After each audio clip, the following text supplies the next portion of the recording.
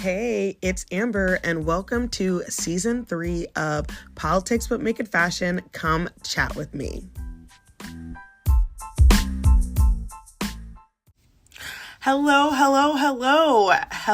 everyone, and happy Wednesday. Welcome back to another episode of Politics But Make It Fashion. I'm your host, Amber Viola. So, yesterday was our primary day here in Pennsylvania. So, I'm sure nobody is surprised that both Joe Biden and Donald Trump won their respective primaries, and both are on their way to become the nominees for both of our major parties, unless anything at all happens. So yesterday we had our primary, and primaries or caucuses take place, in between the regular, big federal presidential elections that most people follow. And these elections are normally smaller turnout. A lot of people don't come out to vote. And yesterday seems to me even smaller than normal. So we have a total of 143,652 registered voters here in this area. That includes independents, Republicans, and Democrats. As of this morning, there were only 36,889 total ballots cast, and that was for everybody. So the voter turnout was at 25.68%. Guys, that's low. Democrats showed out at about 31.72%, and Republicans came out at 25.30%.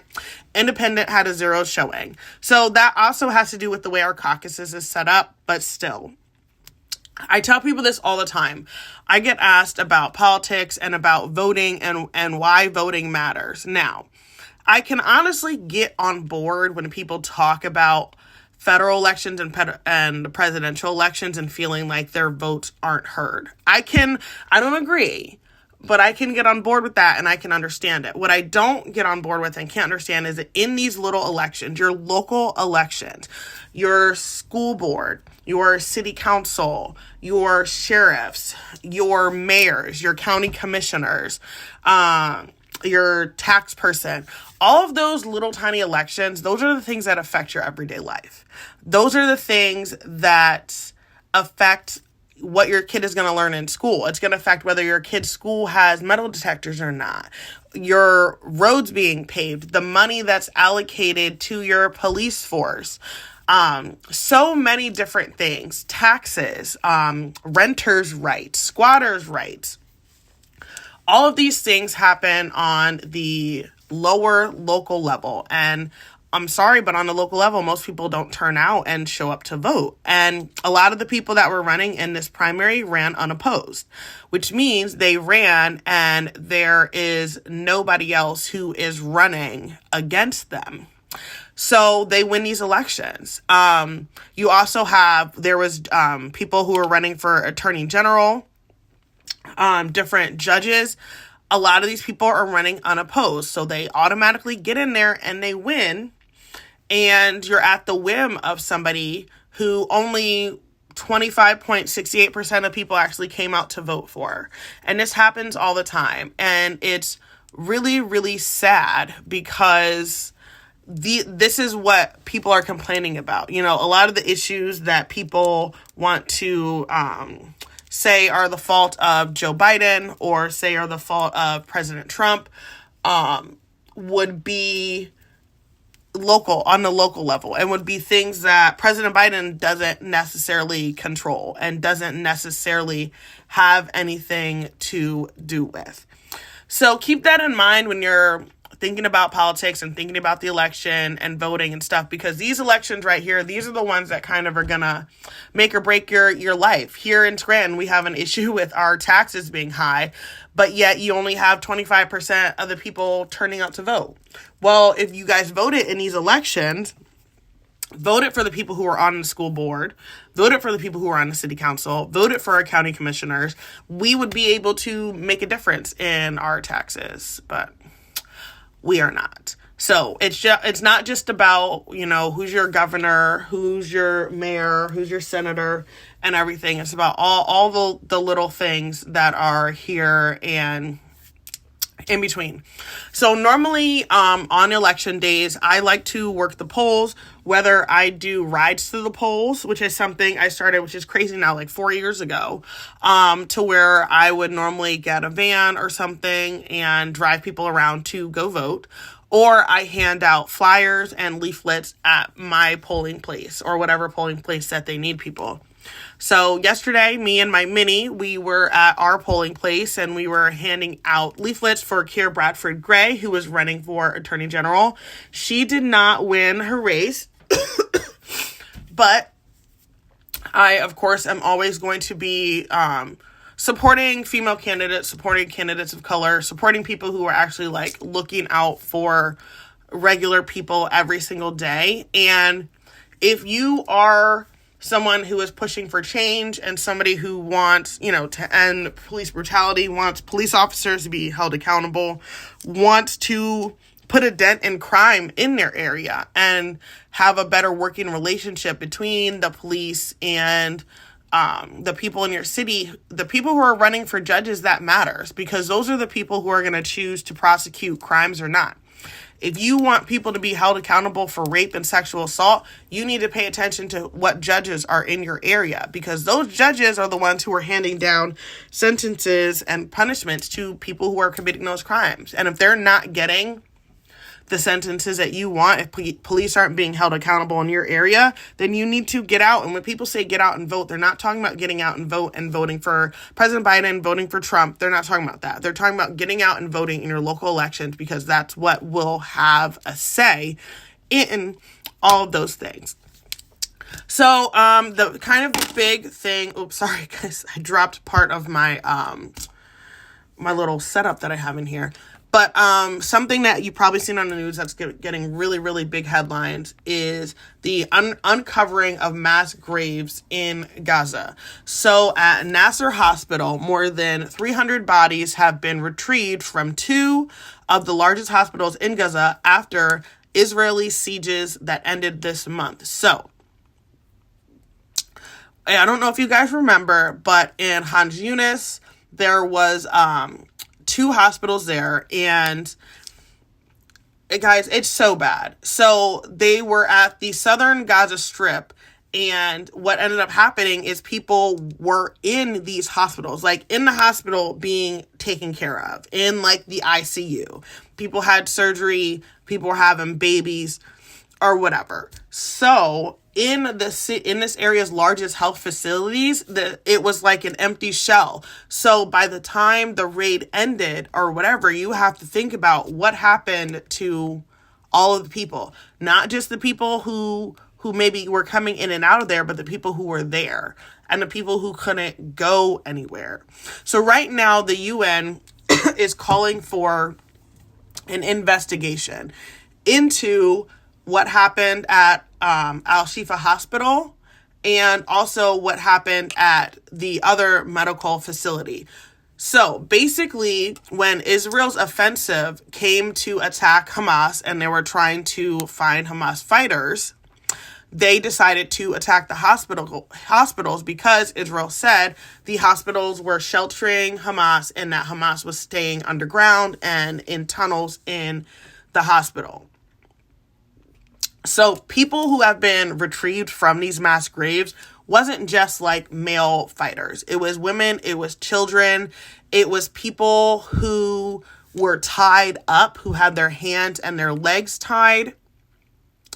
The medical staff and the evacuees who had managed to leave the hospital before the Israeli army came in to do all this stuff, like these are the people that you're finding, people who did try to leave, people who then were stuck there and had nowhere to go.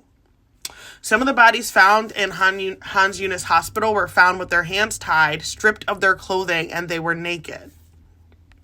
So a lot of these graves, when people end up in mass graves, it's because there's nowhere else to put these people and nowhere else to put the bodies. So you can't, if you don't have time to individually bury every single person, then they'll end up in a mass grave. So basically that what happens with the mass grave is you're not able to perform kind of like the ritual grave rites over the people who have died. So in different religions and cultures and ethnic groups, they have things that they go over when people die. Jewish people have them, Palestinians have them, but due to this being mass grave situations, none of these people were able to get the respect and dignity that they should have had when they were being buried. And the sad part is that I feel like a lot isn't being done, and you're not really hearing about it. So due to the people not being able to bury their dead in cemeteries or to fully dig graves, the hospital yards and behind the hospital became mass graves for everyone. They're finding these bodies right now, and I think they might find more than the 300 that they found, and we'll have to kind of see what's going on. But I mean, I still see those images of the babies that were left in the ICU, and there were pictures that came out before they were really like redacted and blurred out, where you saw these babies dead and they starved to death in a hospital that was empty, and they were there left alone by themselves. And that's horrific. And that's what we're just doing now. Over 15,000 kids have died in this whole thing. And I understand that this allegedly all started because Hamas attacked Israel and killed about 1,200 people. Most of those people were civilians. But now we're at almost 33,000 people who have kids, and over half of that, who have 33,000 people have died, and over half of them are children. It's not equal. It's not the same. And this has nothing to do with anybody defending themselves, because this is now coming down to annihilation. And so then on the other side of this annihilation coin, you have the United States of America, ladies and gentlemen.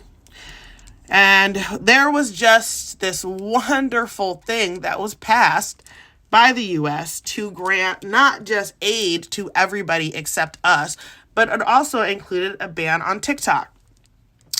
So we are now giving everybody, drumroll please, $61 billion for Ukraine, $21 billion for Israel, and $8 billion for Taiwan. How much money are you guys giving to public schools? None. Okay. How about our bridges and infrastructure? Because that one bridge just fell down a couple weeks ago. Nothing. Crickets. Oh, what about fixing our medical system or making sure that people can have insurance? Because apparently they just found bird flu here in our food in the grocery store. Anything for that, guys? No, nothing. But know what?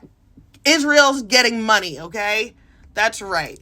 This is bullshit. And it is so maddening and so angry. We're literally giving people money to just go kill everybody.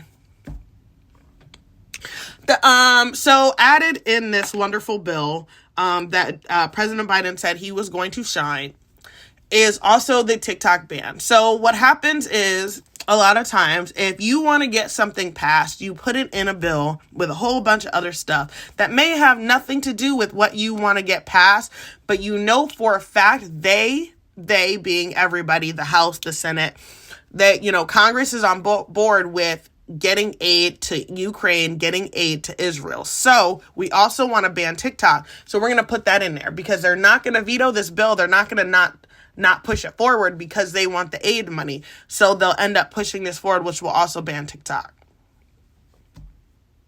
Yep. So that's what they did.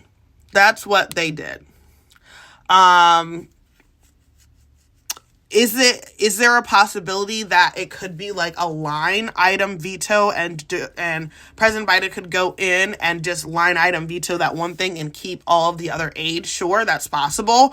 I know that as far as the young people vote, this is a really huge deal. And now you're not just talking about people not supporting Democrats because of Gaza, but now you're adding TikTok ban into that. So we're over here losing votes. We're hemorrhaging votes on the left because of these two things. That's what y'all are doing. And I don't know if nobody else is paying attention. Cory Booker got on TikTok talking about, this is why I supported the ban. Shut up. Okay, because y'all were supposed to be progressive. You're supposed to be on the side of the people. And when it comes down to standing on business, you did not do it. You didn't do it. So that's all I have to add on that, because I'm just going to start getting real mad. So we do have some good news. There have been some good things that have been happening. So the FTC votes to ban non-compete agreement. So the FTC is the Federal Trade Commission, and they are part of, obviously, they deal with trade on a federal level. So a non-compete, what is that? That is an agreement that is legally binding, and it's a contract that prohibits an employee or independent contractor or partner from competing with a company during the term of their contract, and typically for a certain amount of term afterwards. A non-compete agreement also usually prohibits them from working with competitors. So, as a person who does kind of a lot of different things and has had different jobs, I've had to sign non-compete clauses and agreements before. So basically, so for me, what it would be is if I got a contract to work for like one of the colleges in the area and to be a like guest professor for them or speak, they could have me sign a non-compete. That means that I wouldn't be able to speak at other colleges around the area during the time that I work there. It can also mean that after I work there, I'm not able to work for a college and give speeches about certain subject for, say, 2 years. So you can have that down to like simple things. I've known people who worked at like little mom and pop coffee shops who ended up having non-competes for any other coffee shop in their area, which sounds silly, but it hinders you from getting a job because you're probably thinking, well, wouldn't it be easier for you to get a job once you've already worked in that field and have experience? Yes, it would be.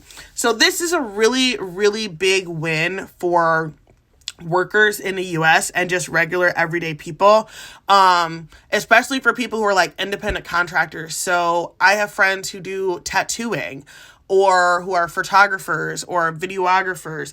They have a lot of things that deal with non-competes in their area of business as well. And some of these are kind of niche businesses and services. So when you have to sign a non-compete, it can really hinder you from being able to actually like support yourself. So that is a really good thing. And it came as a surprise to a lot of people. I found that most of the people that don't know what a non-compete are have never had to sign one, but the people who have had to sign one and deal with them in their jobs are extremely, extremely happy about that. So that's one good win for the people. Another positive thing is Pennsylvania law now permits a 4-day school week. So legislation signed into law in December amended the Pennsylvania school code. Districts now can choose between 180 school days and hourly instruction requirements, 900 for elementary students, 99 for secondary students. So they did this, and I believe they pushed this through on the other side of Pennsylvania, Pittsburgh side, because I hadn't really heard of it. It's not being implemented in Pennsylvania yet, but Pennsylvania now joins a list of many different areas and states that have allowed flexibility with their school code and especially with their instruction hours. A lot of states previously had dictated how many instruction hours kids need to go to school, but now states are rolling that back and realizing that the districts in those areas are more equipped to kind of decide what would work well for that area. The biggest issue I've seen and complaint from people is, what about the parents and working? And I agree with that, but I think we're already struggling trying to figure out what to do with the kids anyway. So I think I don't think it's a new problem. For example, yesterday was primary day here in PA. It was election day, so the kids didn't have school. So many didn't have school and was off that day. We still have so many times like that that's already built into the schedule to where parents are trying to figure out what they have to do with their kids and where their kids will go, how will they afford it, and all of those things. So yes, it is a valid question, and it's definitely something that needs to be answered. But it is also a valid question that has to do with right now, and we're not doing anything about it, if that makes sense. So I think it's going to be used as a way to invalidate trying to have a 4-day work week, and I think it's going to be used to try to make it seem like it's not a good idea. Oh, because what about the parents? But what about the parents now? Like, what about what we're doing with the kids and with the parents right this second? And how are we helping them and supporting them? Because another little tirade that I'm going to go on quickly is there was, so in our area, we've been having gang violence and a lot of violence with young people, and there's been a lot of issues. And they had some people who came and sat together this week and did a video. One of our Senator Marty Flynn, a district attorney, there was a police officer, and I believe a guy who, maybe it's like the Volti Report or something. It's like a little local TV show. But one of the people asked a question of like, well, like, the kids need something to do after school. We need programs and different things for the kids for after school. But what was not included in that conversation was what things, what specific things, and how are we going to pay for those things? And this, to me, includes the question of what would parents do with their kids when you're talking about a 4-day work week, because it's the same. So kids get out of school at a certain time. So he named like 4:00. Oh, what are you going to do with your kids till 4:00? I say it's later than that because our high school around here gets out at 3:10. So if you're a parent and you're working until 5:30, and we'll say you get home at 5:30, that's a good 3 or so hours that your child is going to be home. And if your child isn't in high school, they're in middle school or elementary school, they're going to be home before that. What are you doing for your kids before that? Because before, you could put them into neighborhood sports. Now that costs hundreds of dollars. And before, you could put them in school sports. Now that costs you money. There also isn't transportation a lot of times for sports, so your kid needs a ride to be able to get home from the school. You know, on the weekends, what are you doing with your kids? Where are you putting your kids during the summertime? Because summer camp is coming up, or summer starting and summer camp is coming up as an option. And I've been talking to a couple different parents, and the cheapest place that we found was $175 a week for half a day. So your kid goes to school from 8 or 9 until 12, while you're still working a full work day. What are you supposed to do with your child? And it was a question that they raised on this program to try to combat gang violence and different things, but there's no solutions and there's no answers to that. And we're already having these issues right now, but what they're not talking about is the gentrification of sports and sports being so expensive now that it priced out a lot of people, or just regular smegular things. Here we had a swimming pool that was, we'll say it was $1 a day. Whoever in the community, people decided that they were going to put in this giant water slide and have all this stuff. Cool. Now the pool costs $5 a day. Now nobody's going to the pool. Oh, you know, the administration, the politicians in the area complaining, oh, nobody's using the pool. We have these nice things. No, because you priced everybody out of the pool. So it once was an option, and now it's not an option for people. So they're not using it. So what are we going to do to help keep our kids engaged, give them things to do, but also our parents are going to be able to afford to do those things? My daughter is in art class, and she does it on Saturdays. And this last round was about $200 and some dollars for like 8 weeks, I believe, for classes. And I love it. It's great. The teacher's great. The art room, shout out the art room in Scranton. It's a beautiful place. And if you can afford it, send your kids, because she's been going since she was 3 years old and she absolutely loves it. But I know that's not realistic for people. They also offer summer camps. But still, then you're talking about how much does it cost and transportation and different things. And I don't know, it might have seemed like I just went on a whole tirade, but I feel like those things are connected together, and we're not talking about solutions. We're not talking about prevention. We're not talking about how to prevent more violence, how to keep kids out of jail, how to keep them from joining gangs, but then talk about, oh, we need to put them in, they need to be in extracurricular activities. Okay, well, that's great. But then we need a detailed plan and a process, and we need to work together with the community. So, yes, that is all I have for you guys to ponder on right now for this week. And so I have a vacation coming up with MSC Cruises. So you guys will probably see me posting a lot of things about the cruises, and I'm going to come to you guys live from the cruise as well. And I'll definitely still be coming out with my episode. And make sure you keep track of that. You can follow my personal social media at Amber__Viola on Instagram or Amber Viola on Facebook. And then we also have our Instagram and Facebook pages for Politics But Make It Fashion. We're on Politics But Make It Fashion on TikTok, Politics But Make It Fashion on Facebook, and Politics But Make It Fashion 1 on Instagram. And we will chat soon.